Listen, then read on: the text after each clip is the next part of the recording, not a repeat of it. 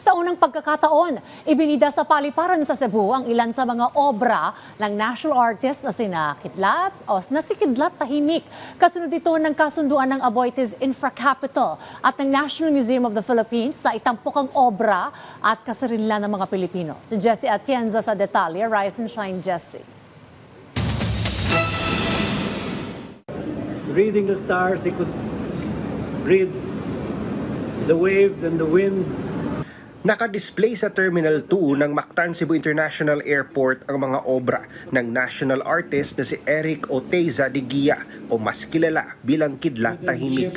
Masaya ang tinaguri ang Father of Philippine Indie Cinema na maibahagi ang kanyang obra sa publiko. Gawa mga obra sa kahoy, mga bato at ilang mga natural na kagamitan. Kasama sa kanyang art installations ang kwento ng circumnavigation ni Ferdinand Magellan at ng kanyang tauhan na si Enrique de Malacca na pinaniniwala ang isang Pilipino. Talagang ginagalak ako. I'm ecstatic na it has found a home here.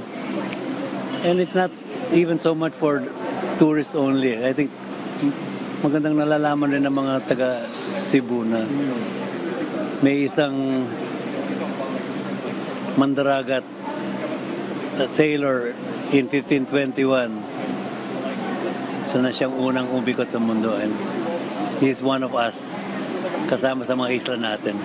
I hope that the story goes around more and especially Cebuanos, malaman nila Cebuano talaga itong nag-first circumnavigate. Para sa National Museum of the Philippines, paraan ito para mapalago ang national art collections at magandang venue ang MCIA para makita ng mga lokal at turistang pasahero. Some of us have been fortunate to go around and see other airports in other countries, and may mga public art, may mga cultural exhibit, and why can't we have that? So, syempre kami sa National Museum, we're also thinking in the direction. Sana magkaroon ng cultural, artistic elements, heritage elements sa ating mga airports bilang gateways sa ating bansa. No? Let's do it in Cebu because the management here is amenable. No? And nakataon na isang magandang collection natin ay yung kay Tatay Kidlat nga. Pinag-aaralan na rin ng pamunuan ng NMP na mag-display din ng iba pang mga koleksyon sa iba pang mga paliparan sa bansa. Ito'y para ma-flex at maipakita ang makulay at mayaman na kasaysayan ng mga Pilipino. May hamon naman si Kidlat Tahimik para sa mga kababayang nasa industriya ng obra at sining. Realize na ang galing pa rin ng Pinoy.